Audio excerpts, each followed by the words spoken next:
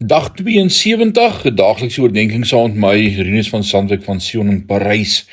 Vanmôre praat ek met jou oor die bloed van Jesus. Ons is in Handelinge, vandag hoofstuk 1, vers 18 en 19. Met die omkoopgeld wat Judas vir sy verraad gekry het, het hy 'n stuk grond gekoop. Daar het hy vooroorgeval en sy middellyf het oopgebars. Al sy ingewande het uitgepeel. Die nuus oor sy dood het vinnig onder die inwoners van Jerusalem versprei.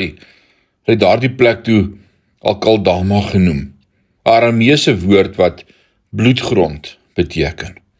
Ons weet uit Matteus 27 vers 10 en Sagaria 11 vers 13 dat hierdie veld oorspronklik 'n pottebakkersveld was.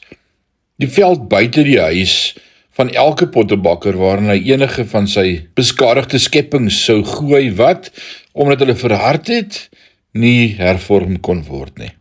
Oor die jare, as gevolg van die ophoping van gebreekte erdewerk, sou die pottebakkersveld dus nutteloos wees vir enigiets anders as 'n begrafplaas. Wat het geword van die geld waarvoor Jesus verraai is?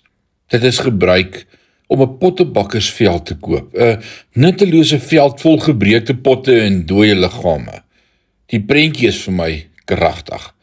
Die bloedgeld van Jesus, sy werk aan die kruis, is bestee om te verlos nuttelose voorwerpe, lewenslose liggame, ons.